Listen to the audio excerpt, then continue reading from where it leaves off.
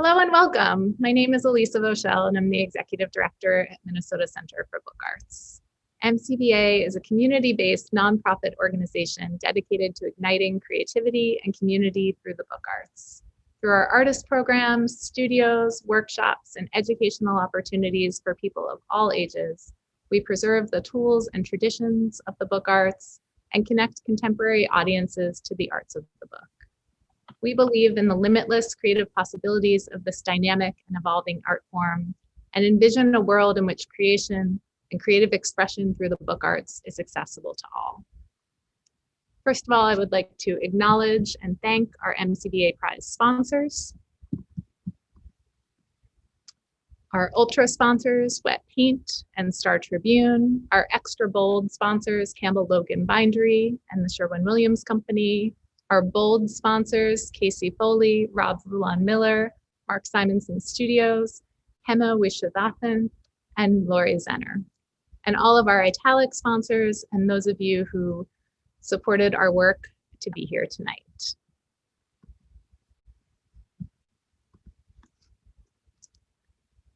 This activity is also made possible by the voters of Minnesota through a Minnesota State Arts Board operating grant, thanks to a legislative appropriation from the Arts and Culture Fund, as well as individual supporters of MCBA. If you enjoy the event tonight and want to support more of our work and programming, please consider becoming a member or making a donation to support our center. And I'd like to thank all of you for being here tonight, or whatever time of day it is for you, as we explore innovative and thought-provoking artist books from around the world, celebrate this year's 5 finalists, and reveal the MCBA Prize winner. The finalists each receive a $500 award, and the winner receives a $2,000 award in recognition of their contributions to advancing the book arts field. This year, we're also introducing the People's Book Art Award, chosen by you, the people. Please visit mcbaprize.org to vote your choice.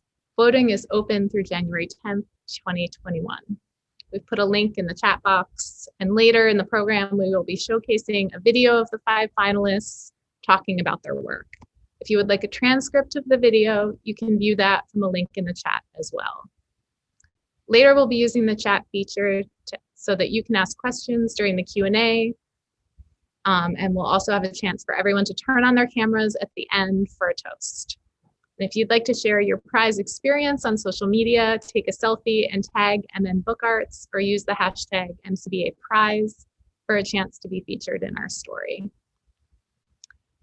I know people are joining us from all over the world tonight.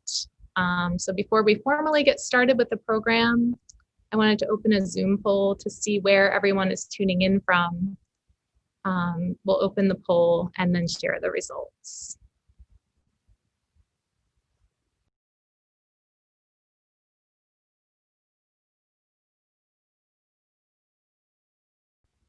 And now it is my great pleasure to introduce a dear friend of MCBA and the juror and curator of this year's MCBA Prize, Betty Bright. Betty is the writer, curator, and historian who specializes in the contemporary art of the book. She helped start Minnesota Center for Book Arts in 1985 and authored No Longer Innocent: Book Arts in America, 1960 to 1980 in 2005, which was a pivotal book for me personally in my own graduate studies of book arts. Currently, Betty is co-curating with Jeff Thomas at the San Francisco Center for the Book, Reclamation, Artist Books on the Environment, a juried exhibition with catalog that will open in 2021 at the San Francisco Center and the San Francisco Public Library. She is also a contributor to Materialia Luminea, to be published in 2020 by Stanford University, a collection of essays on the 75 best books in Stanford's collections that were acquired from the Codex Book Fairs. Please join me in welcoming Betty Bright. Thank you, Elysa. I just want to take this moment to extend my own thanks to Elysa Voshell, to Tori Aaron, the MCBA board, and all the artists and collectors and book lovers who are part of this expansive community. It's hard to believe that we are celebrating our 35th anniversary as well as the 6th MCBA Prize. And I just want to hold everyone up for all the good work that they do for this expansive and amazing field. Well, I've been asked to take a few minutes and talk about highlights of that history. And in order to do so, I thought back and identified a handful of key themes that I think punctuate the different points in time if you look back through that history of the setter. So I hope that this will give us a sense to gain some perspective and get an idea of what's driven MCBA in the past, and perhaps what are some of the aspects of what it does today that continue to inspire us. So if I looked at the history and went back, way back before I was involved, I'd say from the 70s up to the early 80s is kind of that prehistory or that visioning period. And this part of the history of MCBA is all about Jim Sitter. Jim was running a small press distribution service at that time. And as part of his work, he would travel around the country and sometimes outside of the US, meeting with small press publishers. And in those meetings, he also met with some letterpress printers, some printers who were literally making publish through their own presses, setting metal type and publishing writers, and also some visual material as well. So as he got to know those printers, he kind of was inspired. He fell under their spell, if you will, to that art form. I think a key aspect of this that I remember Jim talking about was his friendship with Alan Kornblum. As Jim was traveling around the country, he would stay with Alan and Cinda Kornblum in Iowa City, where Alan had his toothpaste press. And I can recall more than once hearing Jim tell stories about sitting up late at night, through the night, as Alan was in the midst of a press run. And anyone who knew Alan knew that he was a natural storyteller, historian, and raconteur. And Alan would regale Jim with stories through the night about printing and really talk to Jim about design, print history, type, and some of the issues facing printers. So I think that was one of those aspects that came into mind and started to work on him. He also tells a story about visiting small press printers in New York City and having one of them walk him past the Center for Book Arts one night. CBA was closed because it was nighttime, but Jim was fascinated by the idea of getting access to equipment and having everything under one roof. Now, CBA was started back in 1974 by Richard Minsky. So as Jim started to learn more about the field, he started to seek out these different key players and wonder what might happen in the upper Midwest. So that brings up one of the key themes, I think, in the early years, driving the vision, and that was all about access. Equipment was key. These artists needed to get studio equipment in order to give voice, right? And what was happening increasingly when I was brought on board, which was spring of 1984, the printers in particular were facing this very uncertain future. The letterpress proofing presses had long been a stable aspect of local print shops. For those of you who are younger, print shops used to be all over the place in neighborhoods. People would come in and get something printed up. And they used the proofing presses in those businesses. But the more that offset printing moved into that part of the scene, they no longer had need of the proofing presses. And those presses were either sold or junked, or maybe an artist would haul them away for their own studio use. But there were a finite number of presses. So inevitably that started to diminish. And then because of the lack of demand for metal type, the type foundries started to make less metal type or close altogether. So basically, printers were facing something of a doomsday scenario. It was kind of creeping forward. And there was this real sense in the field that this was a quiet crisis that was slowly approaching. So that was no doubt inspiring Jim to gain some of these presses, to get the presses in a site and have that access. And then the twin piece of that is community, right?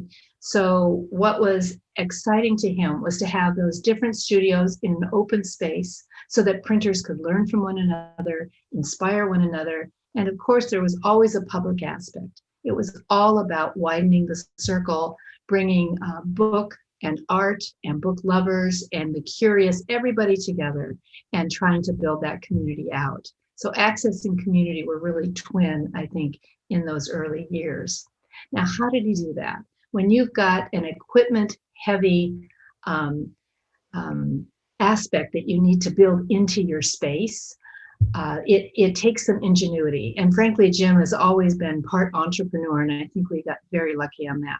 Because even as Jim was pulling together an extraordinary founding board of directors, which kind of had as its key person former Governor Elmer Anderson, who really opened a lot of doors for Jim. Elmer, as he liked to be called, was an avid book collector, among other things. And his love of the books and his understanding and grasp of this vision that Jim used to say was just an idea, because it was just an idea and largely unrecognized here, that Mr. Anderson really helped with that.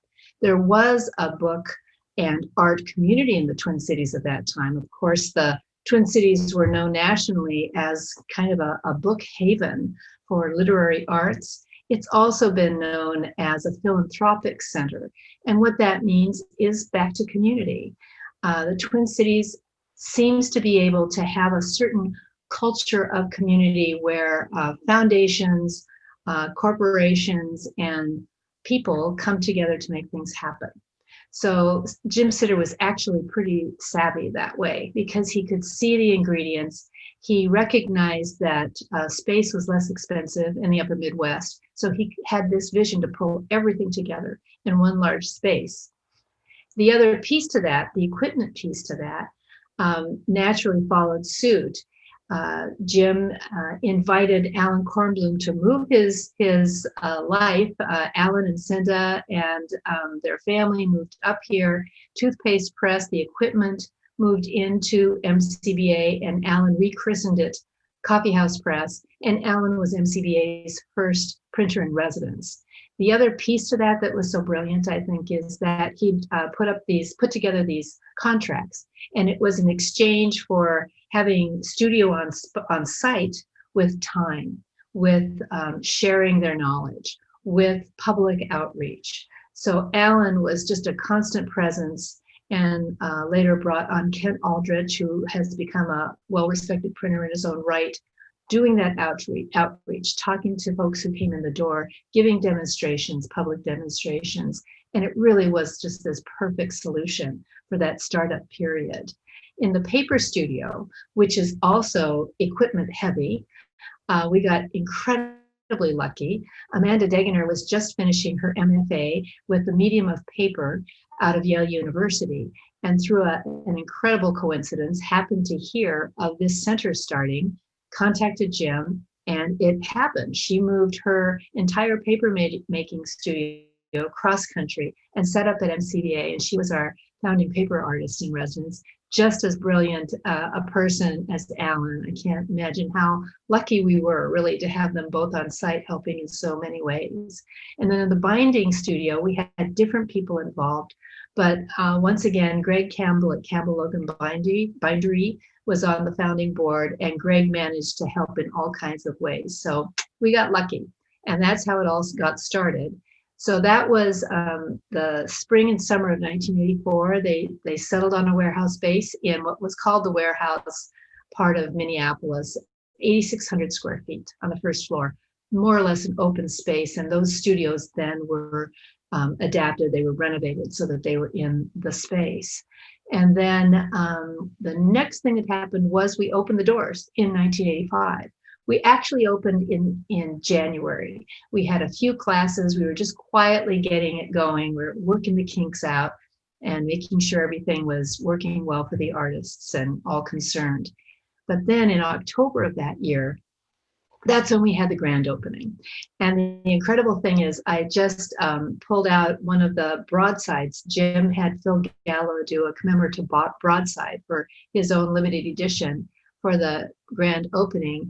And amazingly, the actual grand opening date was October 26th. So just 3 days from now is the date when Jim stood at the front door of that founding space and stood there with a clicker and stopped counting people after 1,000. He said, I think I'm okay now. So it was one of those amazing nights, as you can imagine. There was so much work, so much outreach, and to have such a great response from the mayors of the cities and so many book lovers coming in the door, it was amazing. So that really takes us through that visioning and early period. And in that 1985, starting up, and then, maybe for about 10 years or so after, MCBA was really establishing itself as a book arts center. And if there's one thing that the Centers for Book Arts are all about, and all the related organizations and centers, it's diversity of expression. And that's the second major piece. So we started with access and community, just getting things going and always doing outreach, and then diversity of expression. So what that means in the book arts is so much about an open door. It's about bringing in artists from other media and introducing them to the book form and seeing how they respond. It's about creating new collaborations. It's about that synergy that happens, that's exciting synergy when people get inspired and start to work with the symbol of the book or the metaphor of the book, perhaps create something akin to sculpture, installation, performance. That broad aspect, that way of giving voice in so many different ways, is so key to the energy and excitement that people feel when they walk in the door of MCBA. And that is exactly what Jim and I would say to each other as we worked endlessly and had all these conversations. Jim had thousands of conversations, really, with everybody he could talk to. The thing was, if we could get them in the door, they got it. And it happened every time, because people would see the work on show. They would walk around and watch and perhaps ask a few questions of a printer. They'd hear the presses running. Maybe they'd hear the beater in the beater room. Maybe there'd be a small school tour going on. The kids would just absolutely get it immediately. So it was that kind of a all-inclusive, immersive environment that book arts centers such as MCBA really captured. And Jim's idea was to make it all happen under one roof. So that's that diversity of expression piece lasted MCBA. And the next key moment, if I have to choose just a few, would be the year 2000. That's when MCBA moved to open book. And the executive director at that point in time was Peggy Korsmo-Kennan. It was a massive undertaking to move those presses and the paper making equipment. I can't imagine. So that was, they moved into that space. Open Book has developed into an international destination for people fascinated with the culture of the book, for artists, writers. It's one of those places that's really a diamond of the Twin Cities scene. It was the coming together under one nonprofit roof of 3 book-related and art-related organizations. And in addition to MCBA, there's the Loft Writers Center and Milkweed Editions. And there was this huge fundraising campaign. Everybody worked their tails off. MCBA's former board chair, Jay Coles, happened to be one of the 2 co-leaders of the campaign. And it was just phenomenal, because the space, for those who have visited, or for those who hopefully will visit one day when we're back doing that sort of thing, it's full of light. There's a glorious spiral staircase up the middle of the building, co-designed by artist Karen Worth with this architect for this space, Garth Rockcastle. It's just a very magical space. This is where it all happens. So that's that huge thing from MCBA, that point in time. When they moved in there, they had more space. Everything started to grow very quickly for the staff. So if I then have to jump forward one more time, let's go to 2009. And 2009 was the first MCBA Prize. Once again, MCBA got lucky. The executive director at that time was Jeff Rathermel. And Jeff came to the book arts as an artist. His medium was paper. He moved into the staff as the artistic director, and then followed that as the executive director. So that's where he came from, was that passion for the form and working with different artists. So in 2009, despite the fact that we were in a recession in the country, Jeff recognized that the time was right. we'd been talking about having some kind of a prize to raise up the field to get some exposure for these talented artists almost from the beginning of MCBA. It was an ongoing discussion, how to do it, when to do it, the whole thing. And Jeff felt that the internet had matured to the point where it could support an international competition. And frankly, he pushed it together. He pushed it forward. There were two other folks on the committee. I was on there because I was on the board at that time, and another board member, artist Paulette Myers-Rich, who has since opened up Reading Room number 3 in Beacon, New York. But Paulette was a long-standing Twin Cities artist and resident. We were the threesome that basically stood in for everybody who'd been talking about this for so long. And so that was the vision. And the vision circles around, I think, a final theme for MCBA. And that has always been the theme of artistic excellence. So MCBA is a place where families can come. I mean, it's so fun to see kids show up. And in fact, in different tour programs, we now have parents, second generation, parents who first came to MCBA's kids, bringing their kids in. You know, it's really fun to see that. It's there for people who just want to explore. They want to take a break and dive into paper making, right? But always, always there is a recognition and a following of artistic excellence to lead us forward, to inspire us, to mix it up, if you will, to show us a new use of a medium or a structure. And MCBA from the beginning has relied upon visiting artists and its exhibitions, and every way we can possibly do to either collaborate with another organization. We're always working at it. In addition, we've had fellowships that have helped support emerging artists. I'll just mention the Jerome Foundation because they supported MCBA literally almost from the beginning with emerging artist grants. So we've just been that's the final theme, and that was the theme that was held up with the MCBA Prize. So that is our rush through time with the history of MCBA. I hope it's been interesting to you. What I'd like to do now is introduce the finalists' video. It's going to be first show us the semifinalist works, and then we'll move into the 5 finalist works. And what's so special about this video is that for those finalists, we're also hearing the artists' own voices accompanying your introduction to their work. Those finalists are Haewon Jong, Ravi Kumar Kashi, Sara Langworthy, Veronica Scheppers, and the artist team of Pong Wu and Jamo Shu. And then after the video, MCBA Board Chair K.C. Foley will announce the 2020 MCBA Prize winner. Thank you so much.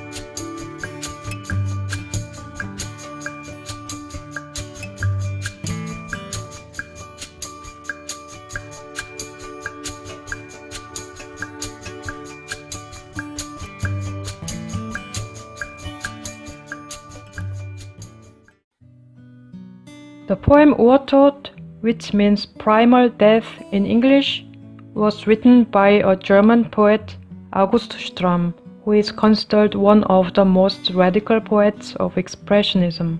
This poem itself has a special appearance, just one word per line, so it seems to grow slowly in height. Every single word struck me as intense and heavy, so I created a book structure in which each word has its own space. This was also taken into account during the printing process. It was not printed in sheets, but each word was individually hot-stamped. Once you open the book, the entire book opens and it starts to fan out. The pages are interlinked to each other, which allows a view of several pages at the same time and offers various reading directions. The book has delicate details with a flexible structure that can change the scale and form, allowing each word to have a more room to breathe.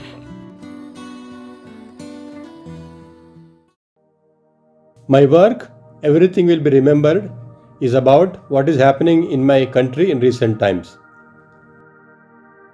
The values of equality and secularism, which were enshrined in the Indian Constitution, is being slowly eroded. And this is partially an act by the government and partially from outside agencies. Passing of Citizen Amendment Act was one such marker, and the Delhi riots, which happened early this year, was another marker. I wanted to enshrine this in a work of art so that it will be remembered. I have used the concept of palimpsest, where one text is overwritten by another. The basic inspiration has come from the copper plate edicts which were used by kings in earlier times. The interesting thing is here, as a citizen, I am making my own edict so that the events in the recent times which are happening in my country will be remembered forever.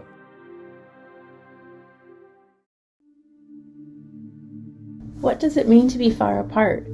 How do we measure that distance? The sky is vast, the stars are far away. We imagine pictures in the points of light and make stories to fix into our brains their position in the sky. Humans connected through time, separated by space.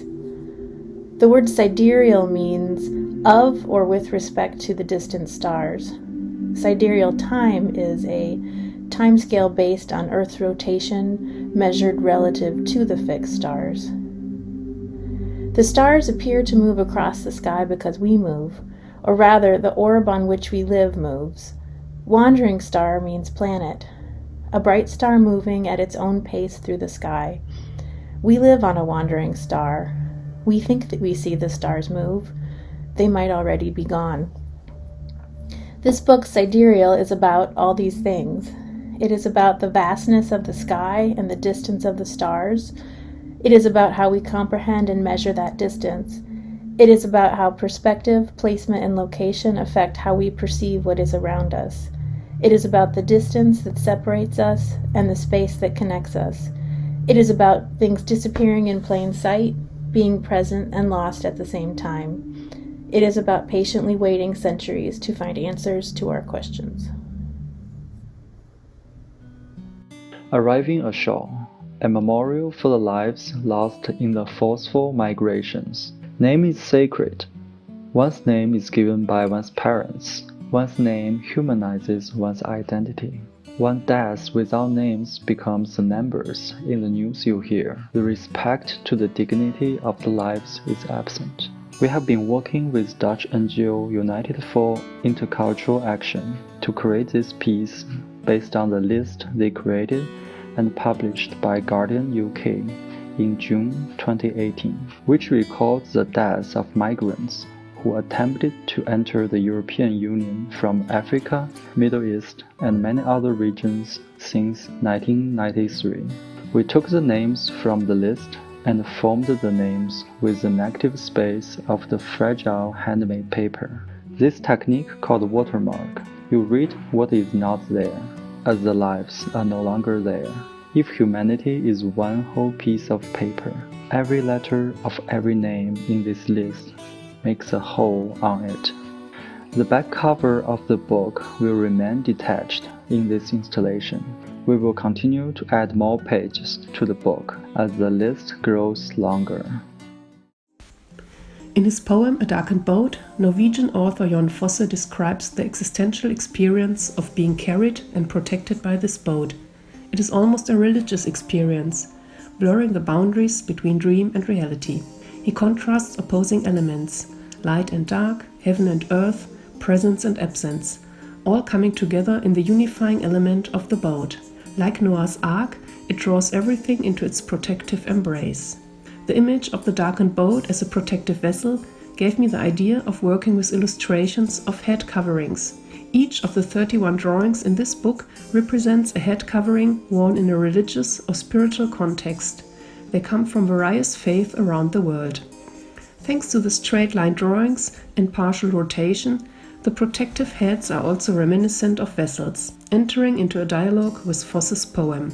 The heads are embossed on very thin urushikoshi Japan paper, so delicate that it does not have a sealed surface, but instead reveals the individual fibers.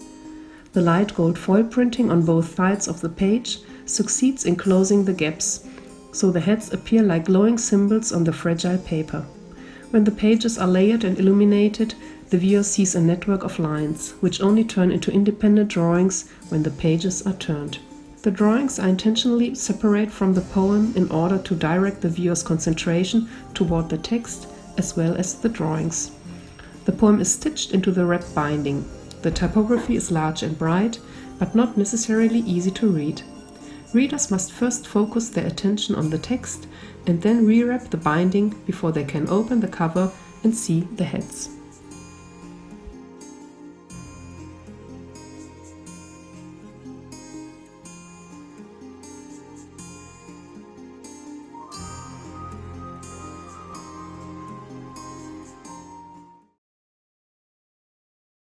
Hello, my name is Casey Foley, as Betty Bright suggested and introduced me earlier. It's a little technical stuff there. Wow, weren't those really impressive works, so moving, such great examples of the relevance and breadth of what book artists are creating today.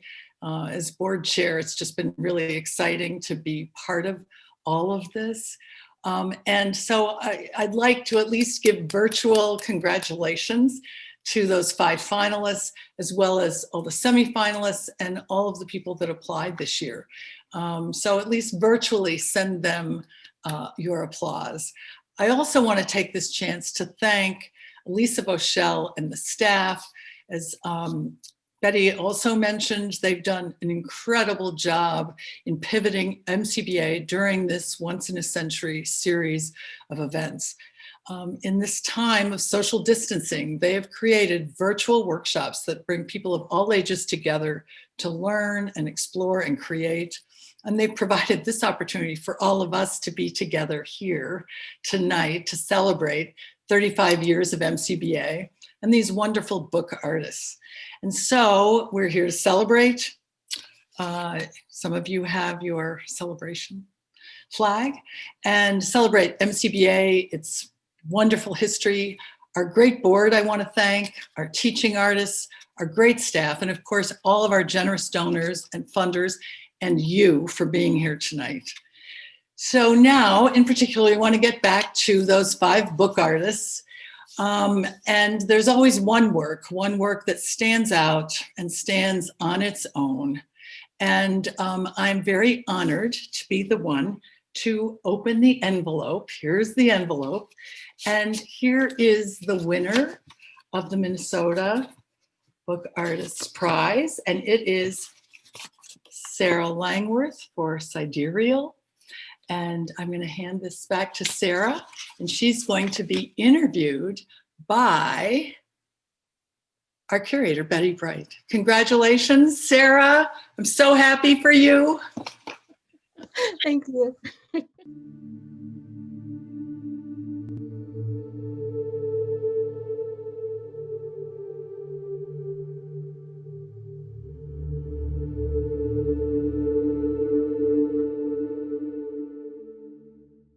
I'm here. Hi. Oh, hi, everyone. Thank you so much. This is so exciting and such an honor, and I'm so thrilled, especially as a former MCBA artist in residence almost 20 years ago. It means so much to be included in this roster of previous MCBA Prize winners and finalists.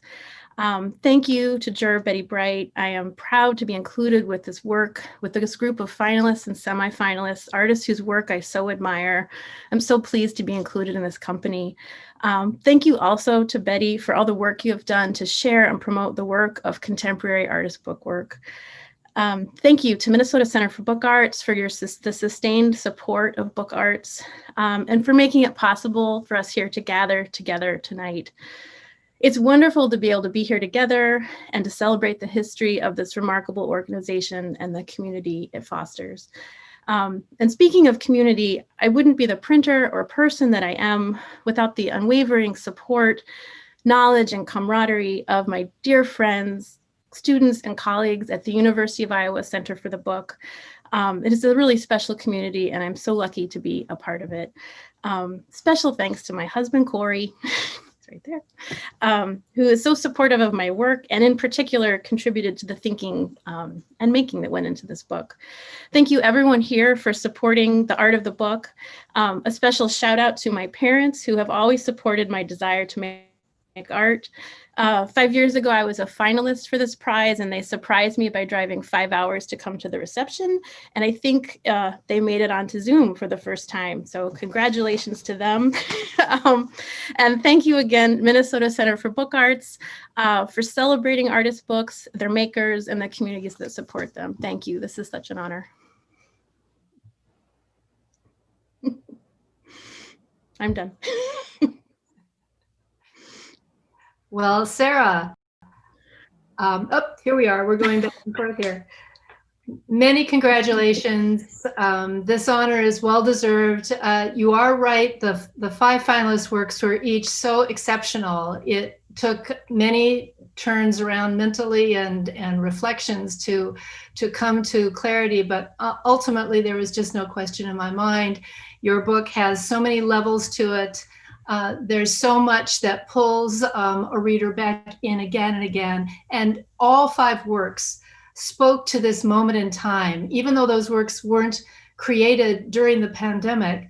Because they're universally strong work, they have a voice that can resonate for us now. So yeah, this is great. We've got some time here. We're going to talk a little bit. And then I want to remind everyone that you can go ahead and send your questions in through the chat function. And Sara and I will leave some time at the end so that we can answer some questions. So all right, Sara, let's begin. I do want to put a plug in for MCBA's Prize site page on their website because they give a lot of great background on all the finalist works. But I do want us to touch on a few aspects of the book here so that people will start to get a sense of all that is in it, at least a beginning sense. So I thought that we might start by talking a little bit about that impetus for the book. You mention it in different writings about sidereal, but I thought folks here would be very interested, including the source text that started you on this path. Go ahead. At the beginning of this, I first started thinking of this project in 2017, and it was before the total solar eclipse that we could see in the Midwest. And I came across a book called The Heavens by Amadei Guliman, which was a sort of layman's astronomical handbook for the time.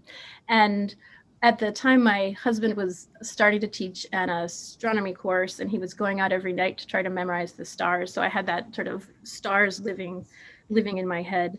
And I started reading through this book, I guess for fun, and I came across a sentence, the ocean that deepens over our heads. And that for me really encompassed the total sense of losing perspective where your head are at your feet when you look up at the sky and you're really at the bottom of something. And that got me really interested in kind of thinking about ways that we can perceive the sky around us and try to make sense of the stuff that we can't see very well, I suppose. That's fascinating. And that allows me to make the point that I want to emphasize that the language in this book is so beautiful, and that I've read a little bit of poetry, and you need to be a poet to be able to craft the language that you have here. There are so many lines like that line that resonate and stay with us after we've read them. So kudos on that poetry. And if we had the time, I would just want you to read all the way through it. But I just hope folks will visit that. And I should say all the text is excerpted from that book. I don't think I mentioned that. Yes. Right. But it's not just taking the text and dropping it on the page. And you're right, I should have clarified that. That's what I am so struck with this book, is that it's a voice that still reflects the original writer and yet has been transformed into something very special. Yeah, you bet. So I thought now maybe we'd talk for a bit about the book's imagery. Mm-hmm. Which is so fascinating, and the way that the imagery develops through the book or moves in and out through the book, for me, created a kind of rhythm. And the more time I spent with it, I started to just kind of tweak that out a bit. When you open these dark pages, these velvety dark skyscapes, I started to feel pulled toward the dark, like you're just falling. You talked about lack of perspective, and it really is extraordinary. You start feeling like you're moving into it. And then I would start looking for stars, and I'd kind of come back a bit. And so I don't know if others have mentioned this to you, if you feel this, but there really was kind of this movement in and out while I just looking at the imagery alone. Has that ever been noted, or have you thought about that? I don't know if it's been noted.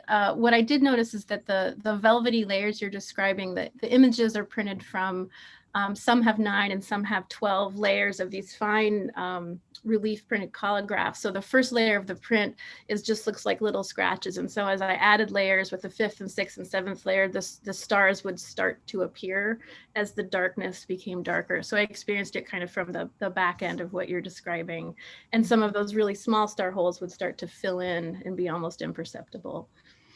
Okay, wonderful.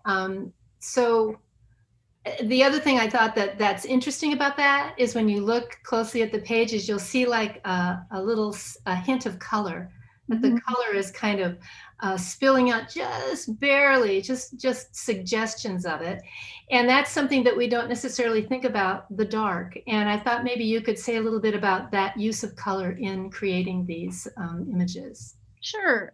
There's sort of 2 types of images in the book, and some are made entirely from different layers of black ink, and some are look black from 8 feet away, but are made from layers and layers of colored ink. And what I was thinking about was the star maps in the books are so clear, and they're white dots on black paper connected by lines, and then you go outside and it's impossible to find anything but, say, like the Big Dipper that you always know. And I was really interested in comparing the sort of clarity of those black and white star maps to when you go to the NASA Instagram page and you see these sky photos that look otherworldly and almost unbelievable, and all those colors are swirling, and that's really the more accurate representation from the photograph. So I wanted to bring color in as well to kind of contrast our way to try to map the stars versus what might actually be there. So the colors that you're seeing, it's layers of purple, green, and blue layered over and over until they make this kind of black color. I just think they're just so beautiful. It's addictive to spend a lot of time looking at them, and then go to another page and it's equally entrancing, but it's different. I keep wanting to kind of go down in there and excavate the colors a little bit. And you can let me know if I am right. I'm trying to remember if I've read this. Do the pages actually depict constellations themselves from the books, or were those, for sure? So it wasn't just inspirational. It was... Yeah, they do. I use the maps in the book, The Heavens, as templates to make pressure prints to find them. And I tried to use primarily constellations that I could see in my hemisphere. And some of them are repeated through the book and some are upside down. But they're all real constellations and star clusters. Oh, fascinating. Wonderful. So when I was kind of thinking about that and enjoying the text, you use fold outs throughout the book, very strategically, just right. And you mentioned somewhere that those were inspired by the map fold outs in the source text that you started with long ago. For me, it really added to the pacing. And it added to the layering of that lovely language when someone will be covered and then exposed and all the rest of it. Could you maybe talk about that? And in particular, I was just thinking about this light and dark orchestration throughout the book, and it would be so profound because I would be looking at a dark page and then I'd open up something and the small bit of text would be there and have its own character, and then I would put it back down and I'd be back down into the dark. I mean, how did you work with that pacing? Because it's simple but very complex when you're actually returning to the book again and again. Yeah, I think I probably spent more time on the mock-ups and the layout, the structure layout for this book than I had in any previous book. And I was inspired by the map fold and the Heavens source text. As a book artist, I think one thing we can do is use the book form to convey things besides flat pages that turn. And so we do have this opportunity to make a page that opens and reveals something more. So like I have the book here, so you see this, and then it opens more.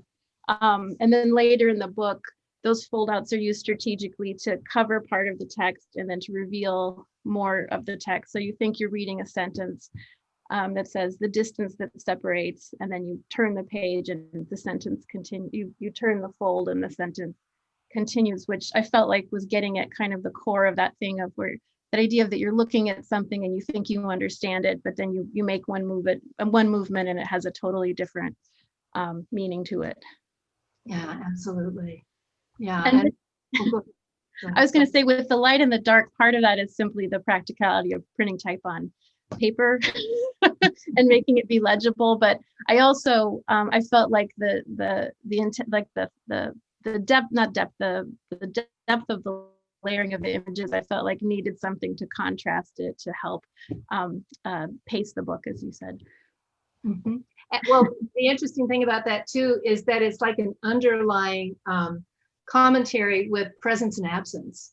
You're present and you're visible, and then you disappear in your absence, and it actually leads to my final area that I would love to talk about, which is something that really moved me into a different place with the book altogether. Now, like I said before, who knew that we would be like this at this moment in time? But all of us have survived through a lot of stress for a period of time, and we don't have to go further into that. But what struck me about your work was this uncanny way that it brought up an emotional resonance and a sense of vulnerability.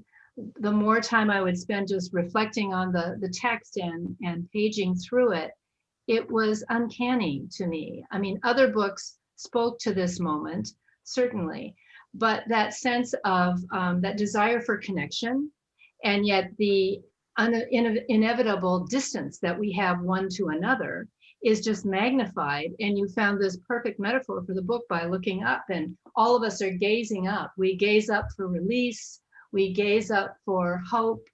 And so all of this is mixing together. I was wondering, I know that you've mentioned somewhere about you recognize that dual voice. Mm-hmm. I think it would be wonderful if you could just talk a little bit more about that, because I think it's another unifying element of the book that it's really very emotionally affecting. It kind of ties me to the book in a way that's unusual, I think. I think in particular with the metaphor of the stars, something I was struck by was that idea that, and I think I said this in the narration of the video, that the stars we're looking at might already be gone. And so we're looking up in the sky and we're seeing the light of a star and it's gone, but someone 1,000 years ago was looking at that same star. So that sense of feeling connected to a person who you'll never know, but who saw the same light in the sky. There's also just the metaphor of like distance between people now in this moment, and our understanding, like we all live in the same place and have very different ideas of what's the right thing to do or the wrong thing to do. And so having this metaphor for everyone's looking at the same thing, and we're connected by that distance, but we're also separated by it. Does that answer your question? Yeah, it does. And that's exactly the kind of thing I was trying to articulate as well. I mean, this is a very fraught moment for all of us, and it demonstrates our strength, each of us in our strengths, but it also inevitably exposes a lot of the core of being human, of being vulnerable, of what we yearn for, and just coming to terms with where we are right now. And I really found the book ultimately as a source of hope.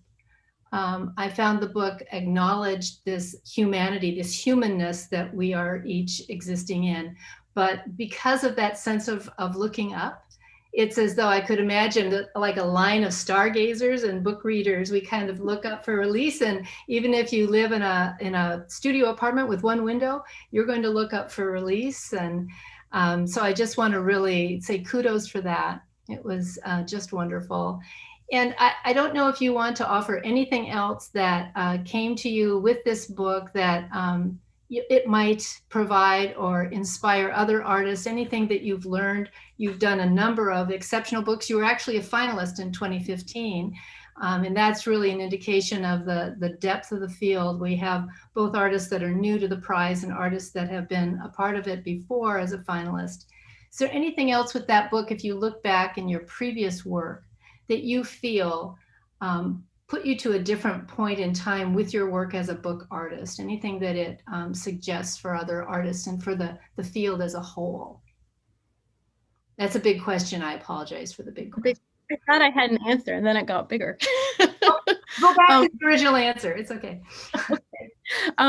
My small answer is, and of course now I'm blanking on the artist's name, and I'll think of it as soon as the Zoom call is over, but the College Book Art Association keynote speaker, and 10 years ago, in the middle of her talk, she said, "Pay attention to what you pay attention to." And I wrote that down in my notebook, and that's always stayed with me, that as an artist or a book artist, like carrying that thing with you of, if you notice something, your job is to show the world or other people what it is about that is interesting and compelling to you. And so for me, that's what's interesting in making books, is it gives you pages and pages to kind of puzzle out what that question is, and then also come to an answer. So we have a book with pages to kind of work through and find out what the question is, and also what the answer might be. Oh yeah, I get that. And also, this book is not a short book. This book has, which is a good thing, this book has a number of pages and openings and variances as you move through it. It gives you time to not only pause, which never happens in this time of distraction, but to reflect and to think more deeply about it. So I think you're absolutely right, Sara. And I just want to acknowledge and thank you again for your devotion to this field. This is a field that is, as we've been saying, so passionate and so rich. I want to just wish you the very best. This has just been a thrill to be able to enjoy Sidereal with you and have you share it with others. So now I'm keeping one eye on the clock. We're maybe a minute early, but maybe we could open it up and have MCBA staff send along any questions if anyone has wanted to send those through the chat, however they're going to do that. So I'm jumping back in and I'll be fielding some questions from the chat for each of you. So, and someone just put in the chat that the keynote speaker was Anne Hamilton. I thought that was Anne Hamilton. I love Anne Hamilton's work. And I wrote down, and the only thing I have is a highlighter, and I wrote with a highlighter what you just said, Sara, about paying attention to what you pay attention to. So it was 10 years ago, and I tell every class, but I'd remember her name then. I think you might have answered this a little bit, but the question is a bit more nuanced. Someone asked, are the prints based on actual star charts? And if so, what season? So I didn't hear you say which season. If they're all the seasons, because I had so many pages I needed to use all the seasons. But I tried to stay in the Western hemisphere. I tried to stay in our hemisphere. Mm-hmm. I was here. Yeah. The northern. I'm getting a prompt. The northern hemisphere. And can you say again the name of the astronomy book that you referenced? It's called The Heavens, and the author is Amédée Guillemin, and he's a French astronomer and scientist writing in English. And he wrote a series of pamphlets about clouds and the sun and the planets, and this was gathered into one book called The Heavens. And they were meant to be, I think, books for lay people. So they're like how you could go out and figure out where the stars were and chart their paths and things. We have a question that I think gets to what is both wonderful in this time where we can all be here, but also what is frustrating about being on digital digital space. Someone says, it looks like the book is printed on very thin Asian handmade paper. With all those layers of printing, how does each page feel in one's hand? And I know I, for one, miss being able to touch things in this Zoom world. And they said, does it feel thick with the weight of the ink? Does it maintain the feeling of thin Asian paper? The paper is Okawara handmade, and some of the layers saturate the paper quite a bit, and the pages that have printing on both sides feel a little bit more like waxed paper from their surface. They still have the flexibility of the thinner sheet, but they do not have the lightness of them. And that was one reason to have some pages that weren't as overprinted, to kind of keep some of those textures there as well. Great. And if people have additional questions, please do add them in the chat, and we can ask. I'm curious, Sara and Betty, you spoke to this a little bit as well, but the text of your book, it's not about this time, but it just really resonated with me, and I think with a lot of us in this time of kind of distance from one another, from kind of physical spaces. I wonder if you can speak a little bit to kind of that aspect. That was probably not entirely intentional, since this book predates the COVID world. I started working on the text for this book, and I worked on the writing in 2017 and 2018, and I think at that point the distance I was referencing was more the distance of people's beliefs, and having people in families with different beliefs, but who still love each other. And kind of coming together in that way. So that was something I was thinking quite a bit about at that time, and still. Someone's wondering if you have a favorite constellation or galaxy or star. No, but my husband does. I always really liked Andromeda until I found out I was looking at Cassiopeia. I think I probably like the stars that I have always liked, the ones I can see in the summer, because that's when I tend to be outside. No, I don't. I like them all.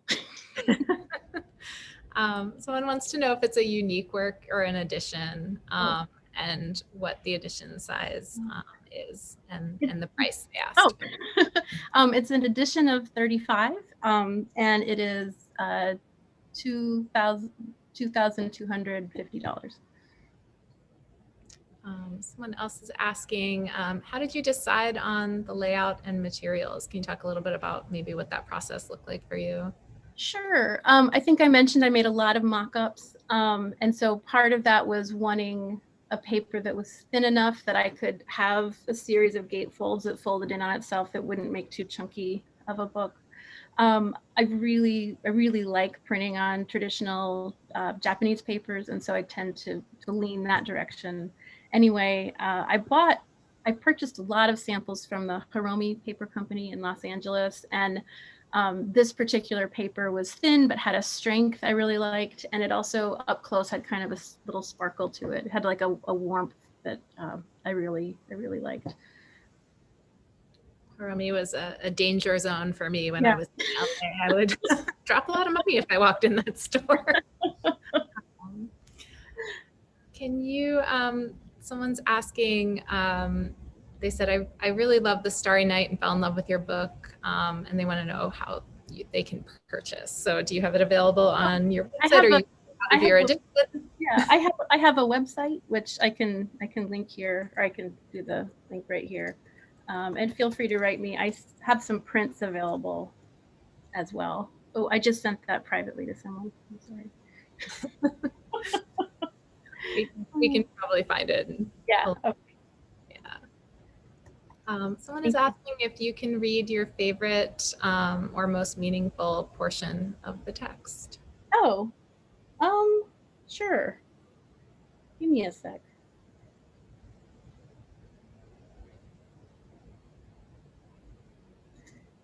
It's probably, or I know it is actually. It's this one here, and and this is one of the images that played, I think, in the thing. But it's the distance which separates us is so great. There is nothing to astonish us. That's probably one of the key phrases for me when I was making the book.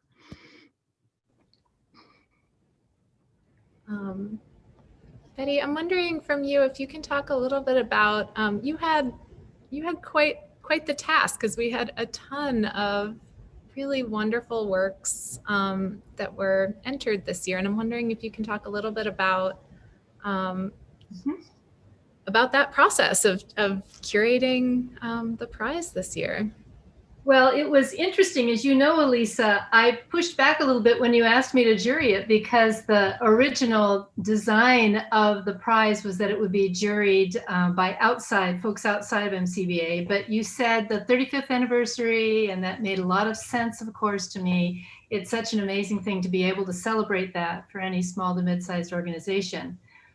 So if I have a few things, I did make a few notes in case this question came up, but I guess to start with, I started the jurying process the weekend after George Floyd was murdered and Minneapolis was on fire. And that seemed to be kind of a touchstone for the entire process. The exhibition, I ended up selecting the semifinalists, 32 works, which was a little more than what MCBA had originally suggested. But it felt like the right thing to do. Those works show a number of different directions that the book arts field, of course, can take. But I found myself returning to this community of 5 works because they seem to speak so beautifully to all that we're dealing with, all of us around the world. Every country is struggling in its own way with the pandemic and everything else. And I just decided to give over to that, and that any kind of a prize like this, few and far between in our field, in my sense, the prize comes to represent a snapshot in time, right? This sort of a thing, if it works out, it helps explain us to ourselves. It helps to provide a little bit of context, some perspective on the field, on where we're going. And I just felt that the finalist works were so beautiful in that they, in their own unique ways and with differences in structure and all else, I really hope that one way or the other, the people watching tonight can get their hands on these books, if not right away, then soon. I'll make a few comments about the works that were the semifinalists, because I started to wonder about themes, and I'll just say this just very briefly, but there are themes that recur in our field that seem to be of interest to artists when they're giving voice. Not surprisingly, a number of works dealt with social justice and identity. Some of them dealt with identity. Now, anytime you work with memoir, it's challenging to be able to make it universal. There are some works in the show that do that beautifully. And there was also an interesting fascination with language, alternative languages, non-languages, linguistics. And when you think, well, of course, it's books, but still, those are fascinating works because those go to the heart of what it means to communicate. Cultural histories, both revelations and expositions, as well as imagined cultural histories are represented. Natural history continues to be an ongoing area of interest. Field guides, book artists love to go through that format and explore it however they wish. There are a lot of works dealing with the environment, no surprise. And then finally, just a whole spectrum of formal investigations of structure or different design elements. So I did make a few notes about that because I assumed that folks would be curious about what the field is all about now. But ultimately, I think that we are living in each moment. We are so aware that we are in history and making history. And it makes me all the more grateful that we have artists who can give voice and that this prize exists to honor that. So how's that? Thank you, Betty. Sara, I have another question for you. And I'm going to butcher the pronunciation of this. I will just say that before I say it. Based on the title of your book, were you ever influenced by Galileo's, is it Sidereus Noninius? I don't know how to pronounce that. Nuncius. My Latin is terrible. I was in that I saw a copy of that book at the Library of Congress and was really moved by it. And I wasn't approaching it as a scholar, so of course I knew it was Galileo, but didn't write the name down. And after working on this book and naming it Sidereal, I kind of came across my notes at some point and went, oh, right, that. But it's something that is brought up by people who study the history of the book and are book scholars for sure. Great. And I have one last question. What is next for you? And now. Well, I still haven't finished binding this book. And actually, honestly, like in this, during this time of like, I teach at the University of Iowa, and the sort of teaching on Zoom and during quarantine is really pretty draining. So I've been trying to work on small things that don't take 2 years to produce and kind of get back to more intimate projects that aren't intended for production, but more just kind of getting back into being in touch with my studio. And I think if we have room for one more question, one just came in, and they wanted to know what kind of printing press. Yeah, it's a Vandercook proof press. It's a number 4T, and the type is handset metal type, and the images are printed from collograph blocks and use pressure print templates to make the star patterns.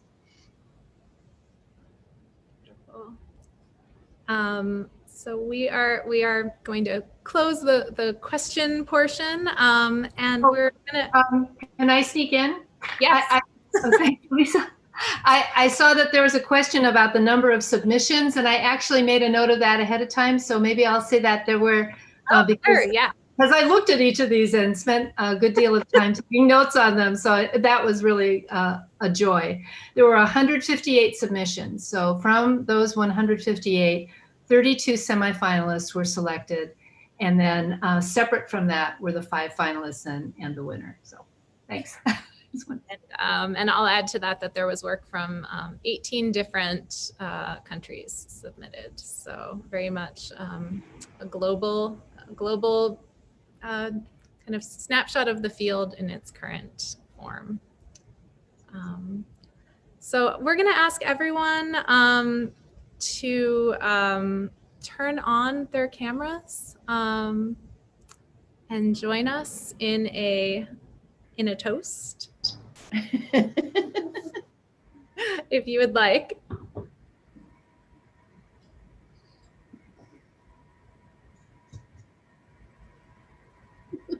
Oh yay! I see someone with their banner.